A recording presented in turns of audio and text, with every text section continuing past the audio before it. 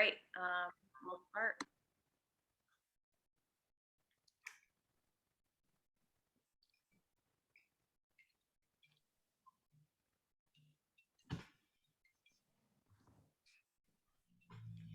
Marion, I'm just starting my book launch, so I can't talk. A capital P, a capital P.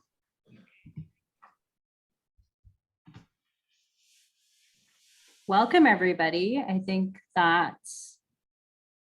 everyone out of the waiting room so far. So I'm not Wendy Gillis. I am Alyshah Hasham. I'm also a reporter at Star. And I'm just gonna start doing a little introduction while we wait for people to join in.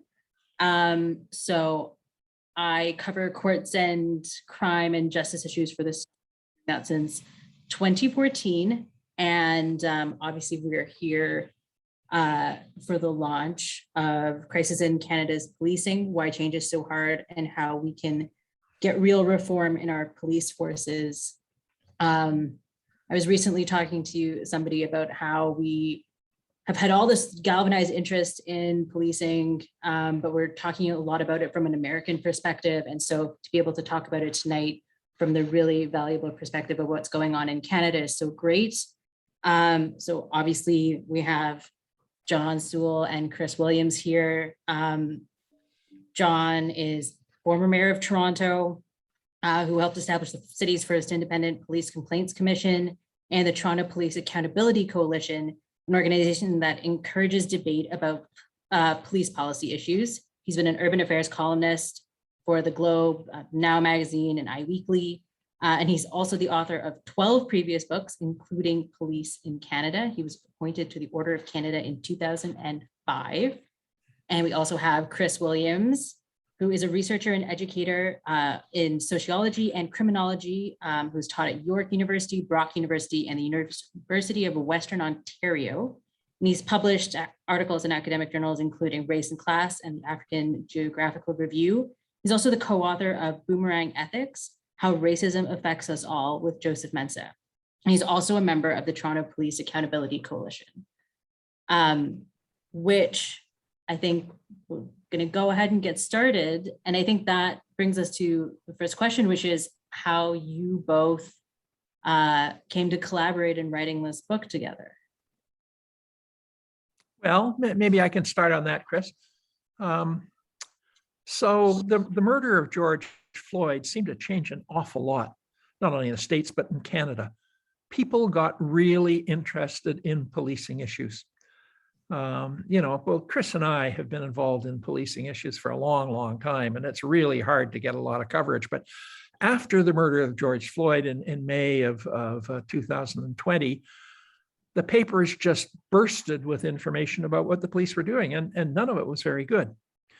And so I thought, gee whiz, maybe we should be writing a book. So I talked to Chris about that, and he said, yeah, this would be a good idea.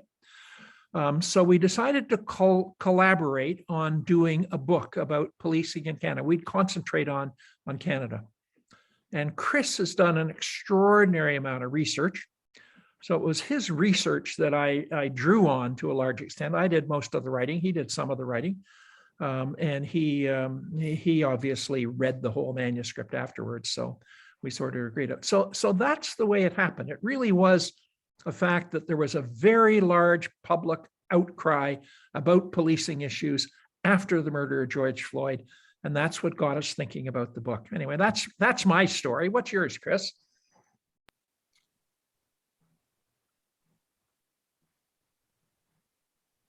You have some thoughts about... Oh, Chris, I think you might need to unmute again.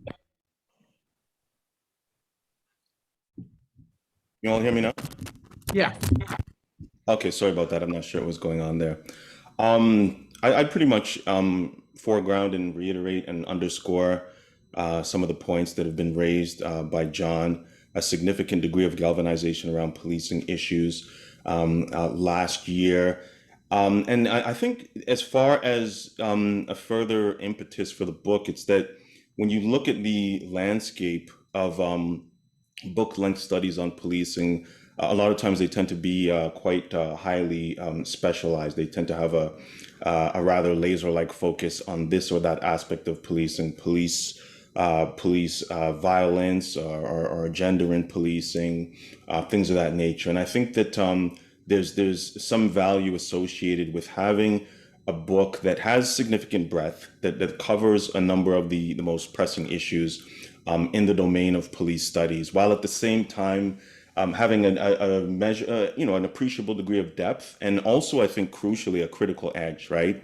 You have studies of policing that are kind of just very, quite frankly, status quo friendly. And we think of, certainly, coming from, my background around policing issues and John's background, we think that, a critical edge is absolutely vital for this topic. And certainly a lot of critical ideas that were formerly on the margins moved to the center, right, of policing discussions in ways that were unimaginable even 5 or 10 years ago, right? Defunding the police was not even a part of the vocabulary. You had, some researchers in the US, who were with entities like Critical Resistance down in California, sort of an outfit of, a lot of former students of Angela Davis, who have been calling for prison abolition for quite some time. And there was actually a prison abolition conference in Toronto about 20 years ago. And so, there is, obvious affinities between calling for prison abolition and calling for police abolition. But defunding is something, if you mentioned it even a few years ago, you'd be regarded as a complete crackpot. And so to see those sort of critical insights and perspectives occupying a fairly central place in police debates, so much so that if you look at a poll by Ipsos Reid that was conducted last year, it was something like 51% of Canadians agreed with defunding, which is just absolutely mind-blowing. So we certainly think that aside from just the broader need for a book like this, the timing was quite critical as well. And so that was part of the sort of the catalytic influence that led to the production of the book. Yeah, absolutely. The momentum that I think, like, the work that John has been doing for decades has really sort of crystallized, and there's so much interest in it right now. As you say, these ideas are sort of become mainstream in a way they weren't before. So let's talk about police culture, which the book gets into. And what do you see as the defining characteristics of police culture? And I'm really interested in that from sort of the Canadian perspective.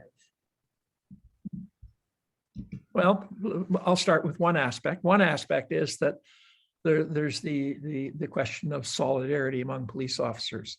Police officers support each other. They go into a situation, something happens. At the end of it, they all come out with the same story. Doesn't matter what happens, comes out with the same story. I mean, there's the very famous story that we quote in the book of Jama, who was the young teenager who was charged with assaulting police in an Etobicoke parking lot. He got to trial, and sure enough, the main officer said, I don't understand why this kid was hitting me. He's just a young teenager, but boy, he was trying to whack me and blah, blah, blah. 2 other officers got up and said, yeah, we agree 100% all that happened. Then the defense lawyer got up and said, oh, by the way, I have a video what happened. Well, what happened is the cops grabbed this little kid and bashed his head against the car. The judge immediately said, I'm dismissing these charges immediately, and I'm charging you, Mr. Cop, with assault causing bodily harm. The idea of solidarity among officers, that's a major element of police culture. It's not the only one. There are other ones. And I'll mention one very, very, very quickly, which is the sexism, their discrimination against women. I mean, the data on that is overwhelming. The RCMP has been just absolutely castigated for the way it's dealt with women, not only the Murdered and Missing Women report, which is a very, very heart-rending read. Everybody should read it to see how women have been treated by the RCMP, but also by Mr. Justice Bastrach of the Supreme Court of Canada, who did a report on the sexual discrimination against women by police. So sexual discrimination is another part of police Chris, turned over to you. Yeah, thanks, John. I actually want to speak about police culture with respect to a quote by a former superintendent in the Edmonton Police Service. And I'll put that quote there in the chat. Christopher Braden states all organizations live two lives. There is the structural life, and then there is the culture. The structure is formal and represents the theory of what is supposed to happen. Culture is informal and represents the reality of what actually does happen. Make no mistake about it. It is the culture that runs things. And certainly, you know, we get all sorts of boilerplate assurances by defenders of the status quo to the effect that policing is the most, heavily regulated, occupation in the country. We have multiple oversight bodies that are said to, ensure that when police go against the grain of how things are supposed to happen, they'll be held to account. That's the structure, but the culture is really what I think John is speaking to in a very cogent and compelling way as a factor that really overdetermines, the forms of policing, that we see in this country. I think the salience of police culture can be, very well illustrated with respect to another C word, namely continuity. The RCMP, begins in 1873. Of course, the original title is the Northwestern Mounted Police. And by the time we get to 2023, that'll mark 150 years of policing in this country. And despite the amount of time that's transpired, the issues are strikingly similar. When you go back 20 years, 30 years, 40 years. I mean, John is eminently qualified to, speak about the degree to which, policing in the 1970s and policing in the 2020s are characterized by more points of convergence than divergence. And so, I think that in addition to what John's mentioned, certainly, core aspects of police culture would include a very conservative ideological orientation, which is essentially animated by the idea that the status quo is fundamentally good.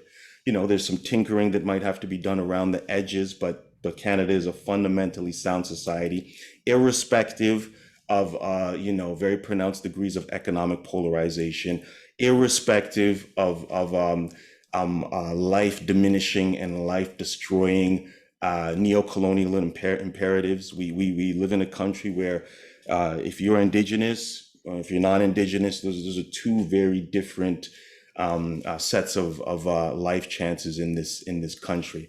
So I think certainly the conservative ideological orientation is very salient. Certainly racism. We see that in so many ways, and not only in terms of voices, critical voices that emanate from marginalized, racialized communities, but also, official reports. If we turn to the December 2018 OIPRD Thunder Bay report, it gets into the ways in which police culture in Thunder Bay, and as we see in other parts of Canada, that Indigenous life is regarded as expendable to the point where even where you have situations of sudden deaths under highly suspicious circumstances, those deaths are often branded as, no foul play. And if you go to the 2018 Thunder Bay report, Broken Trust, one of the conclusions that the OIPRD arrived at was that the sudden death investigations in Thunder Bay were so problematic that at least 9 cases had to be, investigated. So I think that the sort of racist character of police culture results in a situation, quite frankly, in which police officers who go against the grain, police officers who are anti-racist, are in fact sort of outcasts and anomalies. We see that with police whistleblowers, right? We've seen multiple whistleblowers. There was a CBC profile of a police officer in Toronto who faced years of racist and sexist retribution for intervening in an instance where excessive force was being used against a Black man over in the Little Jamaica area, Eglinton and Oakwood. So when you have a situation where the bad apples are the whistleblowers, where the bad apples are the police officers who go against the racist grain, that speaks to, quite frankly, the profoundly pathological dimensions of police culture. And there are other things as well. There's the militarism that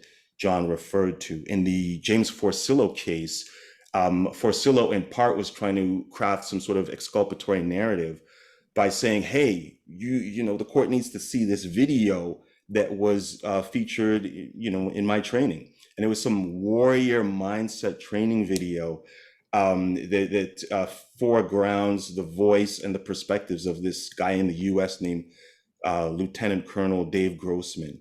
And he has this sort of tripartite, vision of society where the normal citizens, I guess, like us, we're the sheep. The criminals are the wolves, and police officers are the sheepdogs who must protect the sheep from the wolves. And this is stuff that's right there embedded within police training. So, there's a whole constellation of, I think, primary, secondary, tertiary aspects of police culture that lead to some of the problems that we articulate in the book.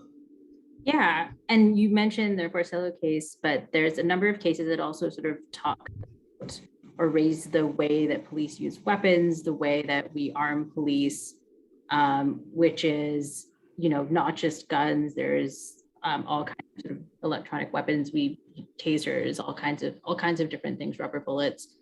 You guys argue in the book that there's an over weaponization of police, and I was wondering if you could talk about that.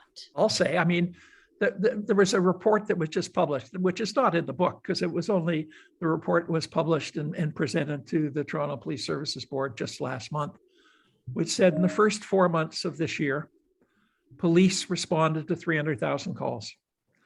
Of those calls they responded to, 10,000 dealt with questions of violence. 10,000 out of 300,000, that's about 3% of the calls. But on every one of those 300,000 calls, a cop showed up with a gun, a taser, handcuffs, a billy, and body armor. You think, wait a second now, for 97% of the calls, you don't even need that stuff. So, if you're talking about de-escalation of the police, I mean, the thing you begin with is taking away a lot of that kind of stuff that everybody has.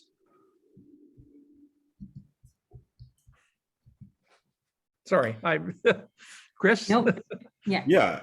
I think that there's a lot of quality data, which is coming out increasingly, just really illustrating, how superfluous, how unnecessary, a lot of these weapons are. So, I mean, Statistics Canada, for example, has released some detailed data on police reported calls for service, and that covers 2021. And when you look at the disaggregated data, you actually don't find a whole lot of situations where the police are responding to these statistically rare events, right? Like homicide, enforceable confinement, kidnapping. What you see are a preponderance of responses to things such as, MHA, Mental Health Act apprehensions, other interventions around mental health, calls for service around suicide and attempted suicide, overdoses, welfare checks, even child custody matters. That's what you see when you look at this most recent Statistics Canada data. And I think it really does underscore the degree to which it's really only a small percentage of calls where one can, legitimately say that one needs to arrive, armed to the teeth. I mean, think about the amount of work the police do by way of, post-incident investigations, right? Your car has been stolen. Okay, so that's the incident. And on a post-incident basis, you have a person with a gun showing up. What's the point of that? If a mosque or a synagogue is defaced, of course you want an official response. But after the fact, why do you need someone, again, with a gun, right?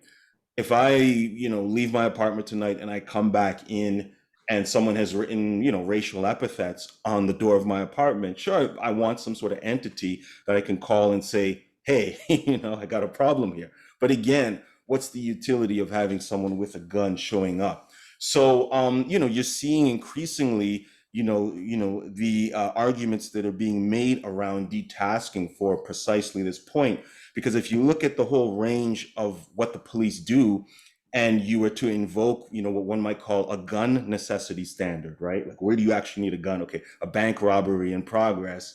You probably need a gun in that situation, for example. But if you invoke the gun necessity standard, you'd find the overwhelming majority of what the police respond to does not necessitate,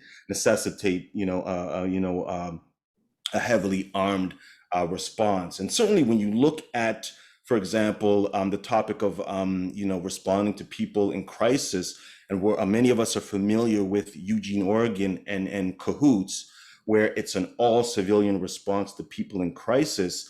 The Cahoots program, it's very rare that they have to call the police for any sort of backup. So in 2019, for example, the Cahoots team in Eugene responded to about 24,000 calls.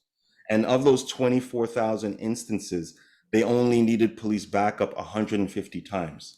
Now, I'm not good at math, so I don't know what 150 out of 24,000 is. But just to illustrate, the point, and you can make certain extrapolations therefrom to other jurisdictions to illustrate the point that John is hitting on, that the police are indeed very much over weaponized, and you don't see a commensurate relationship between what the police do and how heavily armed they are.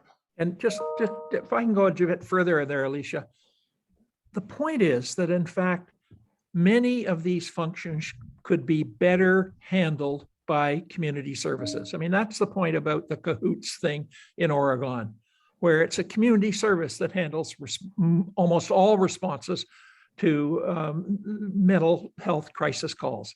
Well, we could be having homelessness workers responding to homelessness calls, and medical people responding to overdose calls, and youth workers responding to youth calls.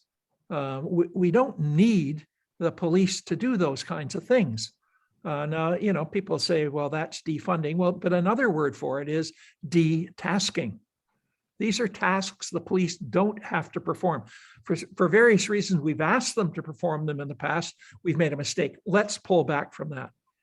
Trying to get the police to agree to that, that's a different matter, because police associations and police unions across the country have responded very, very negatively to any attempt by any city council, and there have been a number of them across the country, to say, wait a minute, we want to rethink some of these things.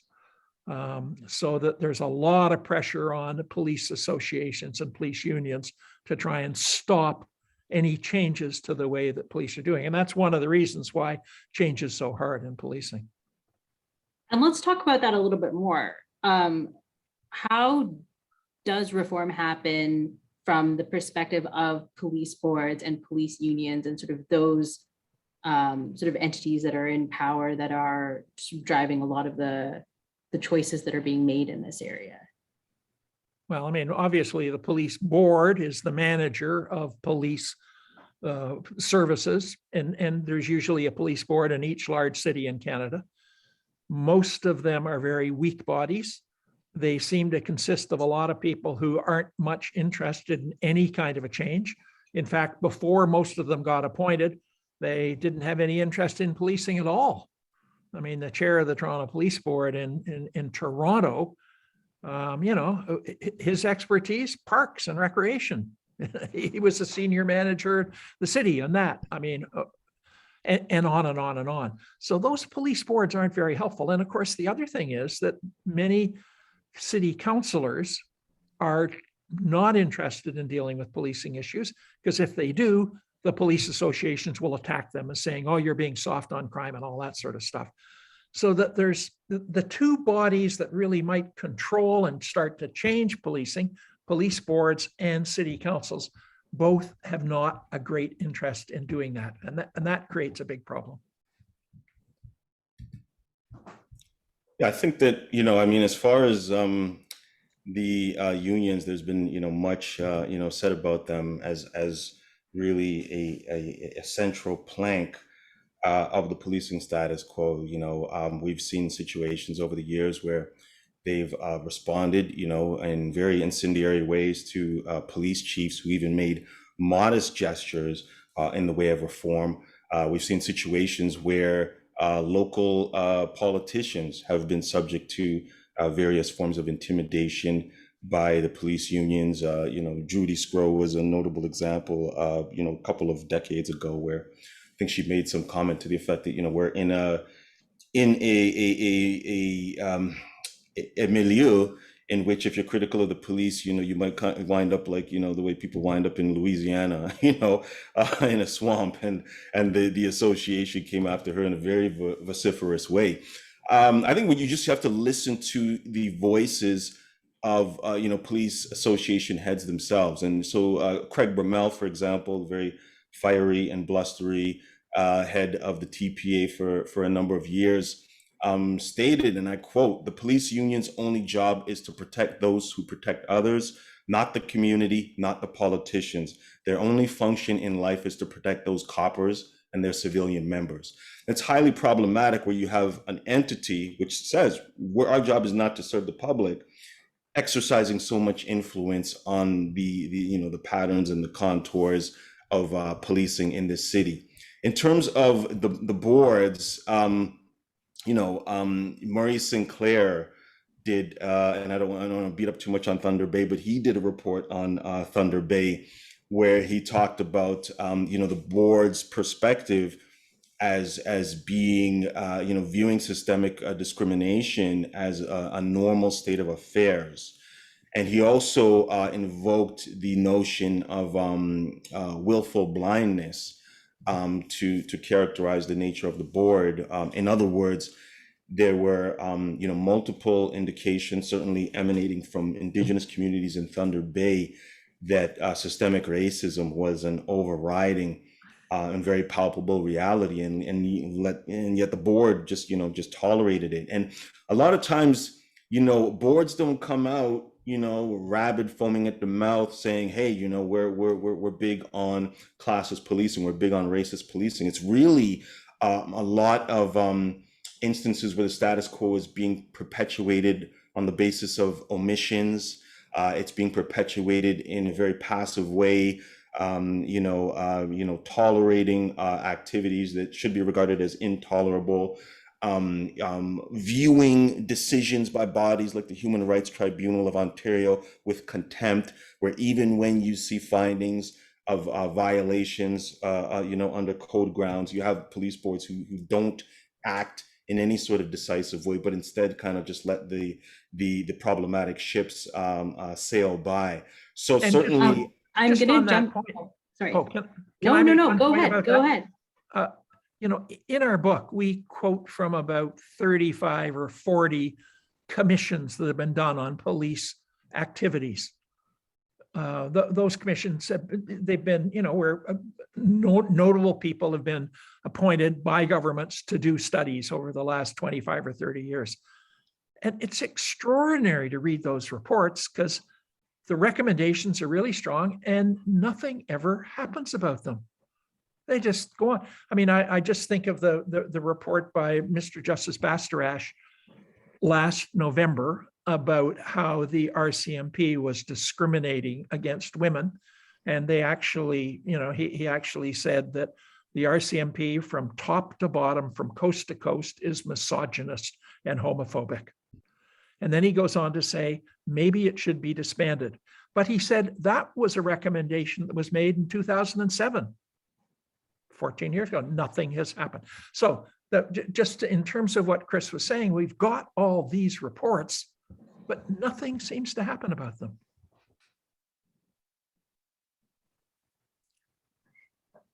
And I would love to hear more about all of the ways that things could happen, but I think we are just running out of time. So unless I'm wrong and someone will correct me on how it's going to work. At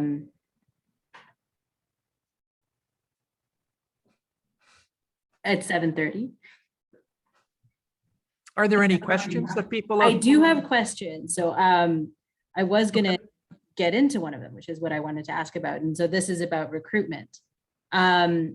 and the question is essentially, do you think that problems in the police force come out of the training process, which Chris talked a little bit about, the sort of warrior mentality, the ingraining into sort of culture of racism and misogyny? Or do you think it's a problem with the people that they're choosing to recruit, that those problems exist coming into the police force? Why don't you deal with that, Chris? I think it's a combination, certainly, of the two. But, we talked about police culture, and, every, reasonably rigorous study of policing demonstrates quite clearly that irrespective, in many instances, of, the nature of the training tends to be overridden once police officers actually come onto the job. As far as recruitment goes, there's been over the years a lot of hope about the possibility that, for example, diversification at the level of recruitment can lead to, more progressive policing.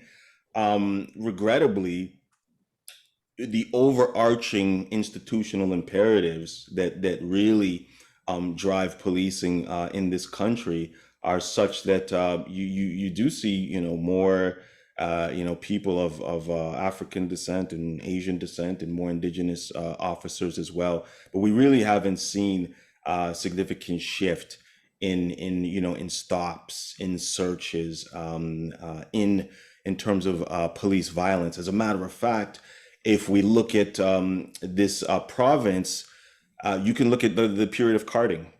And over that, in terms of the data, you have about 10 good years of data on carding. And as policing was becoming more diverse, carding was going up and up. And that's an indication of the degree to which, if these practices are being incentivized, for example, in the context of periodic performance reviews, where, John isn't stopping a whole lot of people and searching a lot of people, and so, he's being chastised by his superiors. He can be Black, white, Asian, indigenous, whatever the case may be.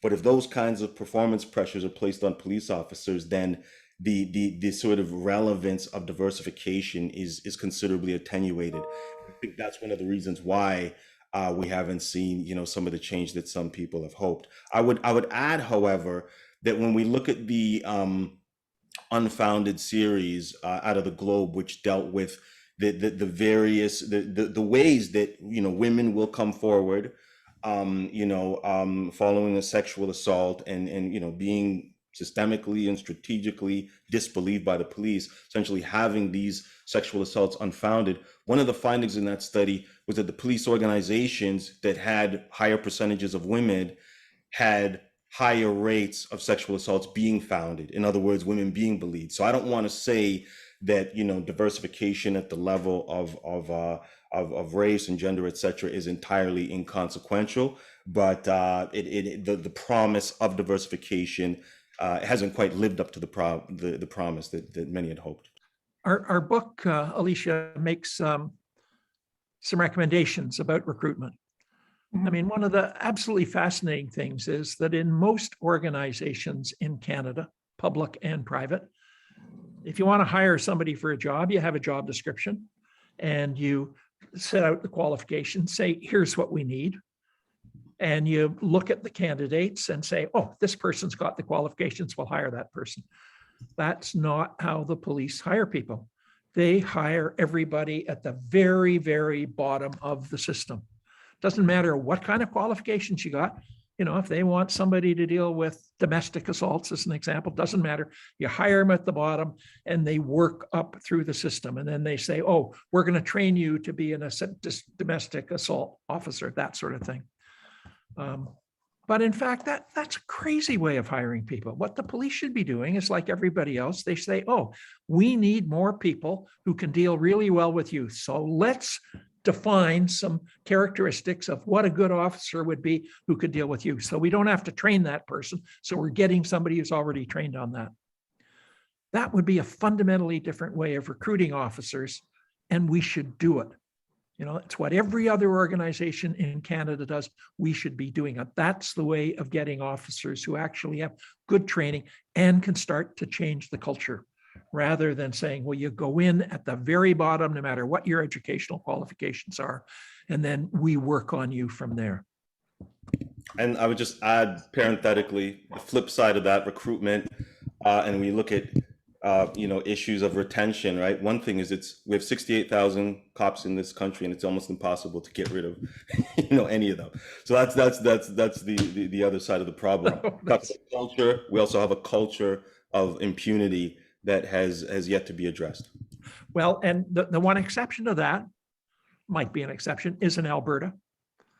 In every province except Alberta in Canada, you can't suspend an officer unless you pay that person in full. And we've got lots of examples where officers have been suspended for 1 year or 2 years, 3 years or 4 years, or 6 or 8 years. In Alberta, the chief is allowed to suspend somebody without pay. Well, if we want to get away from that idea of a good police culture, that would be a start to do it. Doing what they're doing in Alberta. And I might say in Alberta, it's worked relatively well. It's, again, like every other employment service in Canada, you can get suspended with pay if you do something wrong. But, in Toronto, everywhere but Alberta, you can even be charged with a criminal offense as a police officer, and you're still being fully paid. You can be convicted of a criminal offense and still be fully paid. The only time that you can actually get rid of that pay is if the officer is actually put in jail. I mean, this is craziness. We got to be changing this. And so that brings me to, I think, the last question that we have time for today, which is, we've talked a lot about some of the ways that change is being prevented from happening and some of the structures that do that. And just the question is, how optimistic are you in that in this time when we are seeing this energy and this interest from the public, how optimistic are you that we are going to see some of the reforms that you guys talk about in your book and the kinds of reforms we're seeing people discussing? Well, I'm always optimistic. I don't think we would have, produced this book unless we were relatively optimistic that we might be able to make some change. I think there's been an extraordinary amount of public interest since the murder of George Floyd. And the real question is whether we can harness that in order to create some change. I think certainly what's promising is looking at it from a generational standpoint. And I think that if you look at, a lot of people in this country who are, in their 20s and in their 30s, those individuals are seeing in a very visceral way things that previous generations never saw. You're seeing right there in front of your face, people being murdered by the police. And I think that's having an indelible, impression and impact on, the next generation, so to speak. And so it's a lot more difficult to pull the wool over their eyes. It's a lot more difficult to propound these well-worn discourses of denial when you can go online and see this stuff right there, right in front of you. I know for a number of previous generations, it wasn't until 1992 with Rodney King where people said, "Oh my goodness, I can't believe this." The people had never seen that before. And yet, of course, people in marginalized and racialized communities who said, of course, the only difference is that it was captured on camera. So from a generational standpoint, I think it's quite encouraging, in terms of just the degree to which critical perspectives on policing have taken hold to a greater extent than has previously been the case. Listen, thank you both so much for all of this. It's been really interesting. The book is Crisis in Canada's Policing, and I believe it is available at Chapters and all good bookstores, presumably. And if there's anyone wants to add, but otherwise, thank you so much for coming out tonight, everybody. Thank you, Alyshah, particularly for filling in for Wendy Gillis when she's got to write in the deadline. Thank you very much. Thank you very much, Alyshah. We appreciate it. And to everyone who carved out time to attend, we appreciate your presence.